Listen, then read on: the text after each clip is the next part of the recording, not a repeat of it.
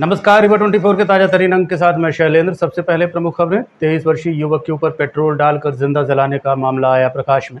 प्रदेश सहित रीवा जिले में मेडिकल अव्यवस्थाओं को लेकर कांग्रेस पार्टी ने किया धरना प्रदर्शन। हनुमान मंदिर पहुंचे भारतीय जनता पार्टी की बुद्धि के लिए की प्रार्थना।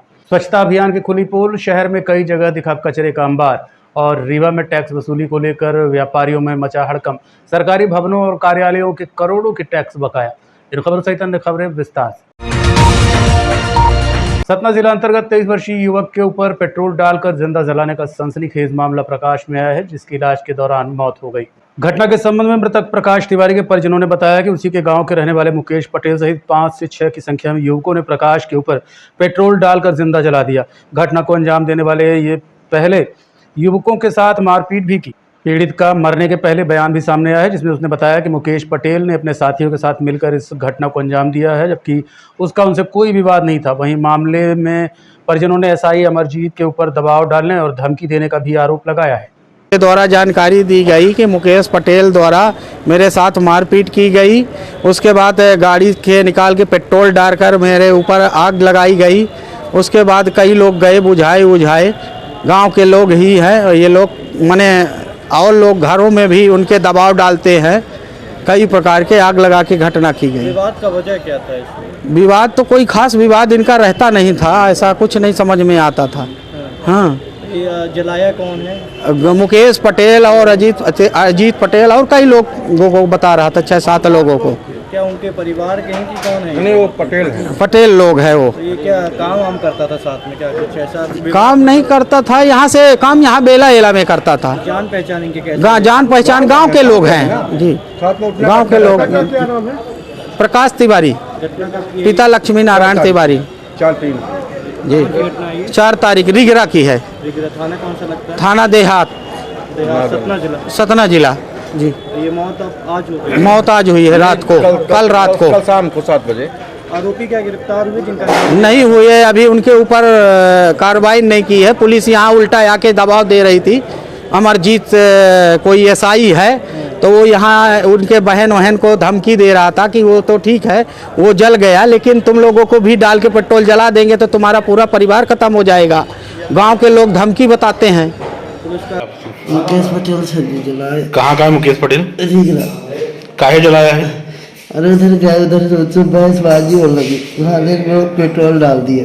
अच्छा, पेट्रोल डाल के आग लगा दिया है। हाँ, वो और लोग थे? कितने लोग थे उसके साथ? उसके साथ 5-6 लोग थे सर जी। अच्छा, तुम्हारा क्या नाम है? मैं विकास तिवारी। वो लोग सब पटेल थे सर जी। अच्छा, तो क्या विवाद काहे का हुआ था? विवाद ऐसे हुआ था सर जी, दूसरे के चक्कर में वो लोग मेरे को मारने लगे सर। अच्छा, गए सर जी उधर पे गाँव साइड ऐसे गाड़ी अपनी बनाता रहा, तो गए हारा गए चेक करने, तो उधर सारे लोग उधर में मेरे पहले से उनकी दुश्मनी कहा पता कैसे हो गई। मारे भी हैं क्या? मारे भी है। कितने लोग रहे टोटल? 6-7 लोग रहे सर जी। प्रदेश भर में मेडिकल सुविधाओं में हो रही अव्यवस्थाओं को लेकर कांग्रेस पार्टी ने हल्ला बोल प्रदर्शन किया। इस दौरान विवेकानंद पार्क से रैली निकालकर संजय गांधी अस्पताल के हनुमान मंदिर पहुंचकर धरना प्रदर्शन किया। कांग्रेस पार्टी इन दिनों हमलावर है। आज कांग्रेस पार्टी के कार्यकर्ताओं ने इकट्ठा होकर विवेकानंद पार्क से रैली निकाली, जिसका मुख्य उद्देश्य रीवा में संजय गांधी अस्पताल की बिगड़ी व्यवस्थाओं को लेकर विरोध जताना था। आपको बता दें कि बीते कुछ दिनों पहले ही गायनिक वार्ड में 5 प्रसूताएं बेहोश हो गई थी। हाल ही में एक युवक के ऊपर एक्सरे विभाग के कर्मचारियों ने हमला किया था। वहीं दोनों आउटडोर में एक नई व्यवस्था बना दी गई है, जिसमें पहले मरीज को रजिस्ट्रेशन कराना होता है, उसके बाद टोकन मिलता है। मरीज पहले लाइन में लग जाते हैं, जब उन्हें पता चलता है कि अब उन्हें टोकन लेना पड़ेगा तो वापस टोकन की तरफ दौड़ते हैं, जिस वजह से मरीजों को काफ़ी दिक्कतों का सामना करना पड़ता है। जबकि पहले काउंटर में जाकर पैसे देते या कार्ड दिखाते और उनका नंबर लग जाया करता था। दरअसल अस्पताल में मैनेजमेंट की भारी कमी है, जिसके चलते दुर्दशा हो रही है। ग्रामीणों को परेशानियां होती हैं। इन्हीं सब परेशानियों को लेकर कांग्रेस ने आज हल्ला बोल प्रदर्शन किया और जमकर नारेबाजी की। ये कि यहाँ विपक्ष इतना कमजोर हो चुका है, कमजोर नहीं है। विपक्ष पूरी ताकत के साथ आपके साथ ये लड़ाई लड़ेगा। जिस तरह क्या भ्रष्टाचार है, 5-5 महिलाएं, उनकी याददाश्त चली जाती है और आप एक तरफ महिला सुरक्षा की बात करते रहते हैं। यहाँ इतनी अव्यवस्थाएं, यहाँ पे दुनिया भर के रेप केस, सारी इस तरह की केसेस है, और नारी सुरक्षा की बात आप लगातार करते जा रहे। सारी चीजें कागजों में ही चलेगी। आज कांग्रेस पार्टी के आह्वान में हम सभी नारी शक्ति पूरी ताकत के साथ जाके बैठेंगे और हम लोग इस भ्रष्टाचार को जगाने की कोशिश करेंगे। और अभी आगे चल के हम लोग आगे की बातें आगे। आदरणीय बजरंगबली की शरण ली है। जिस तरह से मध्य प्रदेश के अंदर और रीवा जिले में स्वास्थ्य व्यवस्थाओं को लेकर नकली दवाइयाँ, ऑक्सीजन की कमी, बेड की कमी और तानाशाही। आपने देखा किस तरह से संजय गांधी में बाउंसर लगाए गए। बाउंसर मतलब पहलवान। कोई जनता है अपनी बात कहे, मारी जाए तो उनके परिजनों को ये मार पीट करते हैं। यहाँ साइकिल स्टैंड है, लोग लूट करते हैं। ये मोदी जी का डिजिटल इंडिया है।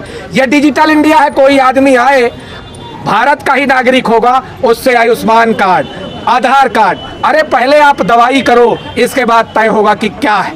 आयुष्मान कार्ड एक ऐसा घोटाला है, पहले एमबीबीएस किया हुआ डॉक्टर मलेरिया की दवाई दे देता था। आज मलेरिया की दवाई के लिए आयुष्मान कार्ड से लाखों रुपया निकाले जाते हैं। एक सिरिंज 5 रुपए की आती है, वो सिरिंज को 150 से 200 रुपये पेमेंट कर रहे हैं। रीवा जिले के अंदर दवाई के 8-10 ठेकेदार पैदा हो गए। आप भी जानते हैं रीवा जिले में कहाँ दवाई की फैक्ट्री लगी, लेकिन ये बिचौलियों का खेल। कल मुख्य सचिव अनुराग जैन जी ने एक बात कही है कि कोचिंग से लौट रहे 2 छात्र बोलेरो की चपेट में आ गए, जिसमें से एक की मौत हो गई जबकि दूसरे का इलाज जारी है। घटना के संबंध में परिजनों ने बताया कि अभिषेक पांडे और विमल दुबे कुठुलिया कोचिंग गए हुए थे, जहां वापस जोरी अपने गांव लौट रहे थे कि रास्ते में अचानक बोलेरो रॉन्ग साइड से आई और ठोकर मार दिया, जिससे अभिषेक पांडे के इलाज के दौरान मौत हो गई जबकि विमल का इलाज अभी भी जारी है। बोलेरो सतना का बताया जा रहा है। मामले की रिपोर्ट दर्ज करा दी गई, जिसकी पुलिस जाँच कर रही है। अभिषेक पांडे, उसका नाम विमल दुबे। अभिषेक पांडे नहीं, पिता का चंद्रवाणी पांडे। बच्चे का नाम है? ये अभिषेक पांडे का नाम, अभिषेक पांडे। कैसे क्या घटना हो गई? अब ये मैं बताता हूँ। कहाँ जा रहे ये कोचिंग पढ़ के लौट रहे थे कोचिंग? जी, कोचिंग पढ़ के लौट रहे थे। शाम का टाइम था, तो रॉन्ग साइड से एक मतलब ब्लोरो आ रही थी। ब्लोरो सतना की है शायद, MP 19 नंबर उसका। तो वो सामने से आके ठोकर मारी है, जिसमें हमारा भतीजा, उसका कल मृत्यु हो गई, और एक हमारा उसका क्या नाम? उसका अभिषेक पांडे जी। कोचिंग पढ़ने कहाँ से लौट रहे थे? ये कुठुलिया में कोचिंग था, कुठुलिया में, वहाँ से कोचिंग पढ़ के लौट रहे थे। निवासी कहाँ के हैं? निवासी जोरी जी। जोरी जा रहे थे? जोरी जा रहे थे घर अपने, कोचिंग पढ़ के लौट रहे थे। 2 लोग थे। एक घायल है? एक घायल है और घायल का कितना? विमल दुबे। दोनों वहीं के निवासी जोरी के? अधिवक्ता संघ ने आज नए भवन में प्रवेश की तैयारी को लेकर विभिन्न मांगों के चलते एक पत्रकार वार्ता आयोजित की। क्या कुछ कहना है अधिवक्ता संघ का, आइए आपको जानने के लिए चलते हैं पत्रकार वार्ता में। उसके आधार पर मैंने सोचा कि 1000 के करीब अधिवक्ताओं को हमको ये छूट देना है, तो 1000 रुपया प्रति अधिवक्ता हम उनसे कंसेशन कर देंगे, तो ये 10 लाख रुपए उसी में एडजस्ट हो जाएगा। तो इतना लाभ उनको दिया जा सकता है। अब जब ये चर्चा आई और यहाँ बात खुले में गई, तो बहुत सारे अधिवक्ताओं का हमारे यहाँ, कुछ ऐसे भी हैं जो चुनाव में हारते हैं, कुछ ऐसे भी हैं जो हमारा विरोध मानते हैं। कई जगह सलाह दे रहे हैं कि साहब दूसरे मत से मुख्यमंत्री दिला सकते हैं। तो मैं इस प्रेस वार्ता के माध्यम से कहना चाहता हूँ कि उप मुख्यमंत्री हो चाहे सांसद, वो मेरे जेब में नहीं है, जनप्रतिनिधि हैं सबके। वो सलाह देने की अपेक्षा 10 कदम चल के हम मैया पहुँच जाएं और उनसे निवेदन कर लें, और अगर वो देते हैं तो हमको कोई आपत्ति नहीं। हम तो 10 बार जा चुके इसके लिए, लेकिन मुझसे वो ना कर चुके। तो जो सलाह दे रहे हैं कृपा करके वहाँ जाएं, उनसे बात कर लें, सांसद से बात कर लें, मुख्यमंत्री से बात कर लें, डिप्टी मुख्यमंत्री से बात कर लें, और अगर कोई सुविधा अधिवक्ताओं को दिला सकते हैं तो दिला दें, लेकिन अधिवक्ताओं को मूर्ख न बनाएं। ये प्रेस कॉन्फ्रेंस मैंने उस दिन भी की थी जिस दिन कलेक्टर ने एश्योरेंस दिया था। तब मैंने यहीं बैठ के आप सबके सामने कहा था कि अधिवक्ता को जो चेयर सिस्टम मिलना है वो विधायक निधि और सांसद निधि से हमको इतना पर्याप्त पैसा मिल गया है कि अब हम फ्री ऑफ कास्ट दे सकते हैं। लेकिन उसमें अड़चन क्या आई वो मैंने आपको बताने के लिए ये प्रेस कॉन्फ्रेंस बुलाई है। और जो घटनाक्रम घटा है वो मैंने ब्यौरेवार आपको बता दिया है, और वो जो कलेक्टर ने कहा कि इसके आधार पर नहीं दिया जा सकता, उसकी कापियां भी आपको उपलब्ध करा दी। जमीनी विवाद के चलते मारपीट का मामला प्रकाश में आया है। घटना मऊ सुकवार की है। घटना के संबंध में पोस्ट सुकवार थाना सिमरिया मऊ गांव के रहने वाले योगेंद्र प्रताप सिंह ने बताया कि उनके गांव के ही वीरेंद्र, सरोज, राजेश, कमलेश सहित अन्य लोग शामिल हैं जो पिछले 2 साल से जमीन के विवाद को लेकर आए दिन मारपीट करते हैं। उन्होंने कहा कि उनकी जमीन में जबरन कब्जा कर लिया गया है और सिमरिया थाना जाने पर रिपोर्ट भी दर्ज नहीं की जा रही है। इसके लिए आज एसपी कार्यालय पहुंचे और न्याय की गुहार लगाई है। सिंह, सरोज सिंह, राजेश सिंह, विजयन सिंह, छोटेलाल सिंह, कमलेश नारायण सिंह, उनके बच्चे हैं 4, 2, 3। जमीनी विवाद है साहब, ये 2 साल से ऊपर हो गई। जमीन हमने एग्रीमेंट में खरीद लिया है और उन्होंने चढ़ा सरहंगाई के बल्दी ये जो अपना बोली कहते हैं यहाँ, बोली लगा के जमीन को रजिस्ट्री करा लिया। उनका नामांतरण नहीं हो रहा, इसलिए मारपीट कर रहे हैं कि इनको जान से खत्म कर दो, इनको और उनके बच्चों को। तो जमीन केस लड़ने वाला कोई रहे नहीं तो हमारे पास ऑटोमेटिक जमीन हो जाएगी। इसलिए कल भी मारपीट हुई है, एक लाठी सर पे लगी है और गांठी में हमारे चोट लगी। इनके हाथ में ऐसी धारदार कोई मारा औजार की नस कट गई, कोई सुनैया नहीं। रिपोर्ट कुछ नहीं हो रहा था, कोई रुपए के बल में सब बैठे समझ खा करके रुपए। ये तिबारा चल रहा है, केस चला काल। ये कल हुई है, कल रिपोर्ट नहीं लिखी गई? कुछ नहीं। क्या नाम है आपका? योगेंद्र प्रताप सिंह, और शकुंतला सिंह, निवासी कहाँ के हैं? ग्राम मऊ, पोस्ट सुकवार है, थाना सिमरिया, तहसील सिमरिया। ये जमीनी विवाद? ये जमीनी विवाद एग्रीमेंट किया था कि जबरदस्ती वो करवा रहे हैं? नहीं, हमारे पास एग्रीमेंट लिखा हुआ है, लिखाया हुआ तिवारी लिखा नहीं। आप ले लिए जमीन? हाँ, जमीन हमने 2022 में लिया है और 2021 नवंबर 2024 तक की हमारी डेट थी एग्रीमेंट में। 6 माह पहले इन्होंने जाकर के हमारा परिवार को वीरेंद्र सिंह कहा कि जमीन हमको दे दो, 3 लाख रुपए हमसे ओवर ले लो, हम केस लड़ लेंगे, तुम नहीं जाना वहाँ। इसी से सरहंगाई हमारी फसल भी 4 दिसंबर को पूरी नष्ट कर दी, आलू, लहसुन, सरसों। और फिर जब हमने फिर फसल अपनी कटाई तो फिर हमारी टाली ट्रैक्टर सब आपने दरवाजे में रोक लिया रोड में और ले लाठी के हुआ पर एक कट्टा छुरा लेके, तो फिर हमारी टाली ट्रैक्टर चौकी में खड़ा करवाए। ये पत्नी पे चाकू मारे हैं? ये पत्नी के धारदार ऐसा कोई औजार मारा कि नस कट गई, खून पूरी साड़ी भींच गई खून में, कोई सुनैया नहीं। रीवा शहर इस समय स्वच्छता सर्वेक्षण में 5 स्टार रेटिंग लाने की जुगत में लगा है, लेकिन हकीकत तो कुछ और ही है। इन दिनों रीवा नगर निगम अधिकारी स्वच्छता सर्वेक्षण की तैयारी में जुटे हुए हैं। जगह जगह वार्ड के सर्वे किए जा रहे हैं और साफ सफाई का प्रयास भी किया जा रहा है। अधिकारी लगातार घूम रहे हैं, लेकिन ये हकीकत नहीं है। हकीकत ये है जो आप वीडियो में देख रहे हैं, ये किस तरह से कचरा फैला हुआ है। मिली जानकारी के अनुसार ये वार्ड क्रमांक 5 का नज़ारा है। इसके अलावा शहर के कई वार्डों का यही हाल है। मुख्य मार्गों को छोड़ दें तो शहर के भीतर वार्ड के अंदर कचरों का अंबार लगा हुआ है, जिसके लिए जितना नगर निगम जिम्मेदार है उतना ही यहाँ के रहवासी भी जिम्मेदार है। मामले को लेकर पूर्व पार्षद अरुण तिवारी मुन्नू का क्या कहना है, सुनिए। ये नगर निगम में आए दिन देखा गया है कि पैसे की बंदरबांट चल रही है। ये स्वच्छता के नाम पे आज विगत कई वर्षों से देख रहे हैं कि किसी रैंकिंग में रीवा नगर निगम नहीं आ पाया। और ये जो प्रचार प्रसार कर रहे हैं कि इस बार 5 स्टार पार, 5 स्टार पार, माने 5 स्टार में लाने का प्रयास जो कर रहे हैं, ये पेपरबाजी के माध्यम से ये प्रचार कर रहे हैं। मोहल्ले के 45 वार्ड हैं, 45 वार्ड के गलियों के अंदर आप चले जाइए तो कचरे का अंबार है, पन्नियाँ उड़ रही हैं। जितने खाली प्लाट हैं पूरे प्लाटों में देखेंगे तो पन्नियाँ उड़ रही हैं, लोगों का निकलना मुश्किल है। स्वच्छता की जो टीम है, नगर निगम की जो टीम है, यहाँ का जो टेंडर दिया गया है, टेंडर के लोग जो NH7 के अगल बगल की जो कचरे हैं उनको उठाव होता है, लेकिन बस्तियों के अंदर कोई उठाव नहीं होता है। ऐसी स्थिति में यह हमारा नगर निगम कैसे 5 स्टार पार होगा, 5 स्टार रैंक कैसे पाएगा? हमको तो नहीं लगता कि नगर निगम रीवा 5 स्टार पार करेगा। और कचरे का जो अंबार है आप खुद जाके देखेंगे। आप मेरा यकीन मत करिए। आप 45 वार्ड हैं, वार्ड क्रमांक 5 है, वार्ड क्रमांक 4 है, वार्ड क्रमांक 10 है, वार्ड क्रमांक 16 है, यहाँ तक कि 45 वार्डों में ऐसी स्थिति मोहल्ले के अंदर कि जनता का जीना मुश्किल है। नालियाँ दुर्गंध मार रही हैं, नालियाँ बजा रही हैं, कचरा पड़ा है, कोई देखने वाला नहीं, माछियाँ भिना रही हैं। बहुत बुरी स्थिति नगर निगम रीवा। मऊगंज जिले के नईगढ़ी थाना अंतर्गत पुलिस ने ओरिजिनल सीमेंट में डस्ट का मिश्रण कर कालाबाजारी करने वाले आरोपियों को गिरफ्तार किया है।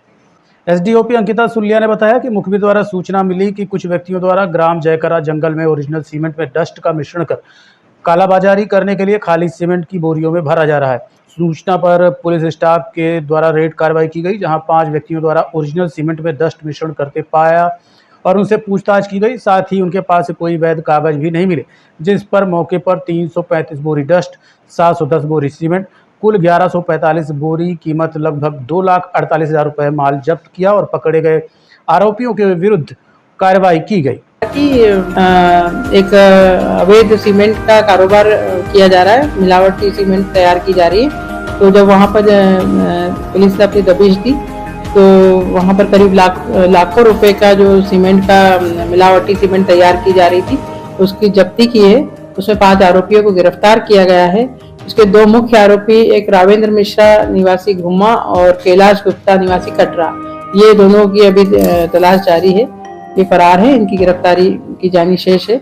इसमें सीमेंट अपमिश्रण अधिनियम के अंतर्गत, इसी एक्ट के अंतर्गत और रीवा नगर निगम के द्वारा टैक्स वसूली के लिए लगाए गए शिविर के दौरान काफी संख्या में मध्यम वर्गीय लोगों के द्वारा टैक्स जमा किया गया, फिर भी बड़े व्यापारी टैक्स जमा करने से बचते नजर आए।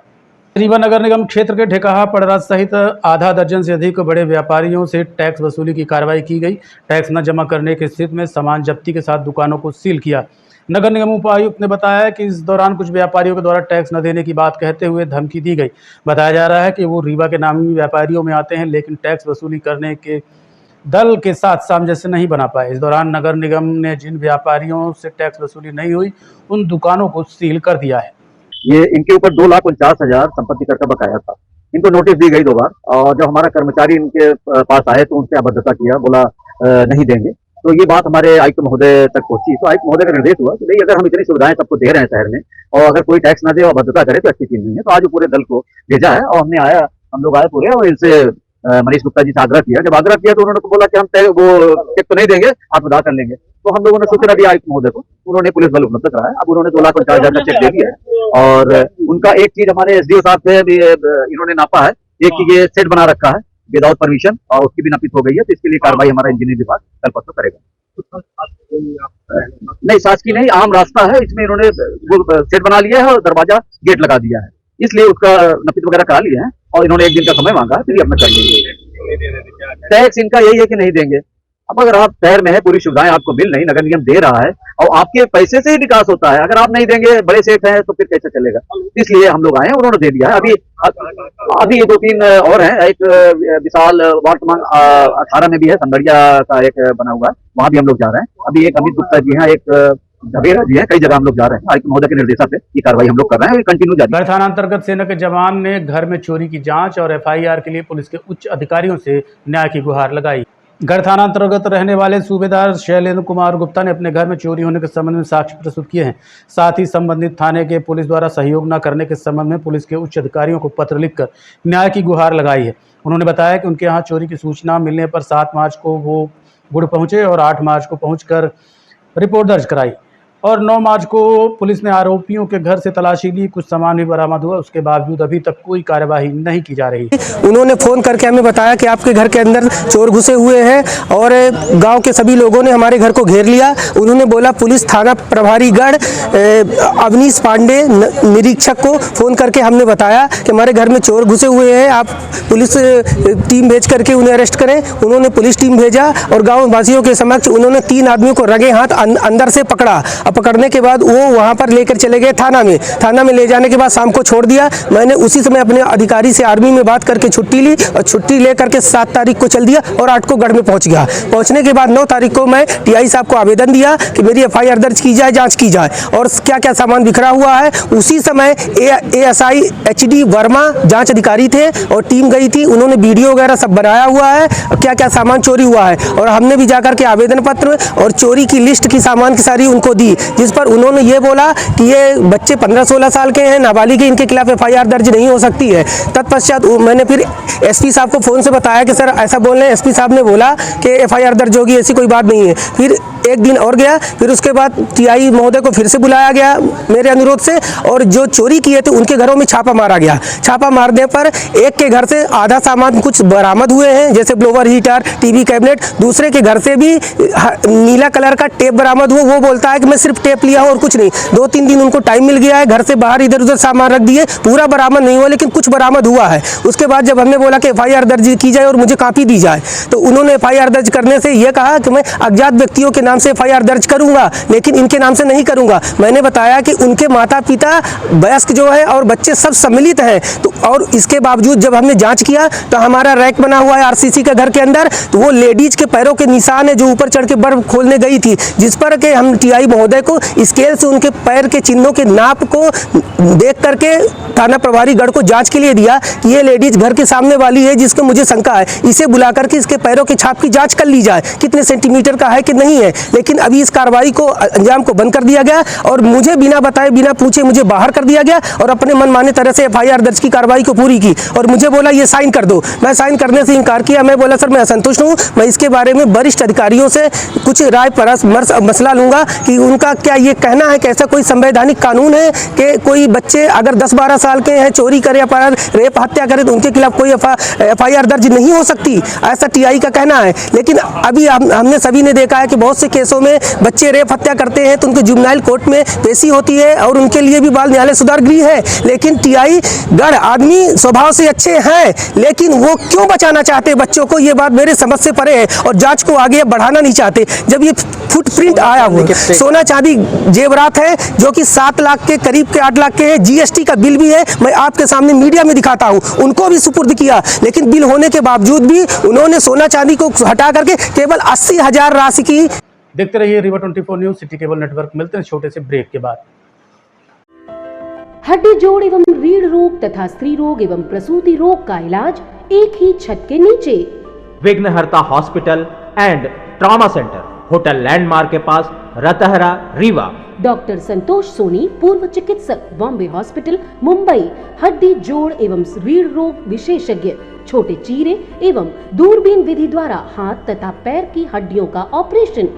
गठियाबात, जटिल एवं बिगड़े हुए फ्रैक्चर का बेहतर इलाज करते हैं डॉक्टर संतोष सोनी। विघ्नहर्ता हॉस्पिटल ट्रॉमा सेंटर में ही स्त्री एवं प्रसूत रोग विशेषज्ञ डॉक्टर शैलजा सोनी भी उपलब्ध हैं, जिनकी देखरेख में नॉर्मल डिलीवरी, सिजेरियन ऑपरेशन एवं बच्चेदानी से संबंधित ऑपरेशन की बेहतर सुविधा।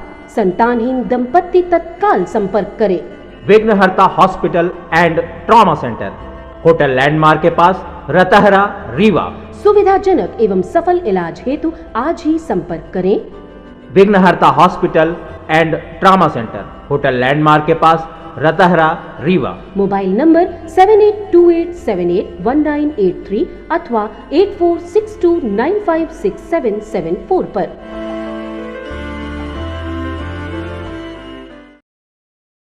गांधी मेमोरियल अस्पताल के नेत्र विभाग में आज ग्लूकोमा को लेकर विशेष शिविर का आयोजन किया गया। क्या होता है ग्लूकोमा और कैसे इससे बचाव कर सकते हैं, इसके लिए हमने प्रोफेसर शशि जैन से बात की। हमारे विभाग में एक निःशुल्क ग्लूकोमा कैंप लगाया गया है क्योंकि हमारा नेत्र विभाग विश्व ग्लूकोमा सप्ताह जो कि पूरे विश्व में मनाया जा रहा है, वो उसके अंतर्गत कुछ कार्यक्रम आयोजित किए गए हैं जनमानस को जागरूक करने के लिए। क्योंकि कांचबिंद यह बीमारी है कि जिसके कारण जनमानस में जागरूकता की कमी है और इस बीमारी से मरीज में अंधापन हो जाता है। इस बीमारी के लिए हमने जो निःशुल्क रैली का आयोजन किया था 9 मार्च को, 10 मार्च में हमने अपने OPD बिल्डिंग के बाहर नुक्कड़ नाटक का आयोजन किया। आज हमने निःशुल्क मोतियाबिंद का कैंप लगाया जिसमें हमने कांचेबिंद से संबंधित बीमारियों की जाँचों को निःशुल्क किया गया है। इसमें आज हमने लगभग 30-40 मरीज हमारे विभाग में रजिस्टर हुए हैं। क्या लक्षण होते हैं इसके और कैसे पहचान सकते हैं? कांचबिंद के लिए जागरूकता लाने की इसलिए आवश्यकता है क्योंकि इस बीमारी के कोई विशेष लक्षण नहीं होते हैं। धीरे धीरे मरीज की रोशनी कम हो जाती है, उसके आंखों में धुंधलापन दिखाई देना, हल्का सा दर्द होना या सिर में भारीपन बना रहना और कई बार मरीज का चश्मा जल्दी जल्दी बदलने लगता है। यह लक्षण बहुत सी अन्य बीमारियों में भी होते हैं, जैसे विशेषकर मोतियाबिंद में, या मरीज को 40 साल की उम्र के बाद चश्मा लगने लगता है। तो मरीज इसी धोखे में कि उसे मोतियाबिंद हो रहा है और जब वो पक जाएगा, जब वह ऑपरेशन कराएगा, वह चिकित्सक से जांच नहीं कराता है और जब रोशनी बहुत कम हो जाती है वो चिकित्सक के पास पहुंचता है तो जांचों में पता पड़ता है कि उसे मोतियाबिंद नहीं कांचबिंद हो गया है। अच्छा, इसके कारण क्या होते हैं, क्या होता है और सबसे बड़ी बात क्या, जो सबसे ज़्यादा मोबाइल का उपयोग बढ़ा है तो क्या उसका भी फर्क पड़ता है इसमें? मोबाइल के उपयोग से कांचबिंद नाम की बीमारी तो नहीं होती है, उससे आंखों में ड्राइनेस हो जाती है। इसका मुख्य कारण यह है कि यह कई बार चोट लगने से या कुछ अन्य दवाओं के उपयोग से, जैसे स्टेरॉइड दवा के उपयोग से, या फिर ब्लड संबंधित बीमारियां होती हैं जैसे ब्लड प्रेशर, डायबिटीज़, उनके मरीजों में इस बीमारी का खतरा होने लगता है। कई बार ये आनुवंशिक होती है। क्या कहेंगे आप मरीजों को, बच्चों को और बुजुर्गों को, कैसे उसको इस पर कंट्रोल रखें और इससे बचें? मैं जनमानस से यही कहना चाहूँगी कि अपने 40 वर्ष के बाद नियमित आँखों, क्योंकि जनरली ये बीमारी ऐसे तो बच्चों में भी हो जाती है ये, लेकिन 40 वर्ष की उम्र के बाद जैसे आपको बताया बिना किसी लक्षण के होने लगती है, तो व्यक्ति यदि 40 वर्ष का हो जाता है तो नियमित आँखों की जांच कराए। सेकंड नंबर पे बिना डॉक्टर की सलाह से किसी भी दवा का प्रयोग ना करें। यदि उसको डायबिटीज़ है, ब्लड प्रेशर है, इस तरह की बीमारी है, तो भी उसे अब समय रहते हुए नेत्र चिकित्सक की जांच कराते रहना चाहिए, क्योंकि डायबिटीज़ के कारण भी आँख में खराबी होती है और कई बार इससे कांचबीन का खतरा भी हो जाता है। तो डायबिटीज़ है, हाइपरटेंशन है या कुछ अन्य बीमारियां हैं जो ब्लड से संबंधित हैं, उन मरीजों को अपनी नियमित आँखों की जांच कराते रहना चाहिए। राष्ट्रीय अधिवक्ता दिवस संघर्ष परिषद की ओर से आज मनिकवार को विधानसभा क्षेत्र बनाए जाने के लिए मुख्यमंत्री के नाम ज्ञापन सौंपा गया। राष्ट्रीय अधिवक्ता दिवस संघर्ष परिषद के राजकुमार तिवारी ने आज मनिकवार विधानसभा क्षेत्र बनाए जाने को लेकर मुख्यमंत्री के नाम ज्ञापन सौंपा है। उन्होंने कहा कि 2026 में नए विधानसभाओं का परिसीमन होना है। ऐसे में मनिकवार को विधानसभा क्षेत्र बनाए जाने से मनिकवार का विकास जल्दी होगा और प्रकरणों की सुनवाई भी जल्द हो सकेगी। इस दौरान उनके समर्थक भी साथ में मौजूद रहे। सीमन होने वाला है और जो सबसे बड़ी चीज ये है कि शासन की नीतियों का त्वरित कार्यवाही और आम जनता को सुविधा के हिसाब से नए नए क्षेत्र बनाए जा रहे हैं। और हमने ये आज माननीय मुख्यमंत्री जी को इसे मांग किया है, माननीय संभागायुक्त महोदय के माध्यम से, कि हमारा मनिकवार क्षेत्र जो कम से कम लाखों लोगों के सांस्कृतिक, राजनैतिक, आर्थिक, शैक्षणिक गतिविधियों का केंद्र है और मनिकवार एक ऐतिहासिक स्थान है जहाँ पे 5 से ज़्यादा स्वतंत्रता संग्राम सेनानी हुए, 2 विधायक और 1 सांसद, रीवा के प्रथम सांसद स्वर्गीय राजभान सिंह तिवारी जी हुए। जब उन्होंने अपना संघर्ष शुरू किया और जब वो इसमें आए स्वतंत्रता के बाद, तो मनिकवार का काफ़ी विकास हुआ और जब से अब वो लोग नहीं हैं तो मनिकवार का विकास कार्य अवरुद्ध है, रुका हुआ है। लगातार उपेक्षा का शिकार हो रहा है हमारा क्षेत्र और किसी भी विधानसभा क्षेत्र के गठन के लिए शर्त ये रहती है कि 50 से 75 हज़ार की जनसंख्या होनी चाहिए।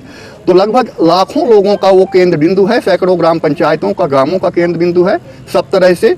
और मनिकवार की जो उपेक्षा हो रही है वो देखी नहीं जाती। अब चूंकि छोटे विधानसभा के क्षेत्र से होता ये है कि प्रशासनिक की जो प्रशासन और केंद्र सरकार, राज्य सरकार की जो नीतियां हैं उनका त्वरित कार्यवाही सुगमता से आम जन तक पहुंच जाता है। आज के अंक में इतना ही। देखते रहिए रीवा 24 न्यूज़। नमस्कार।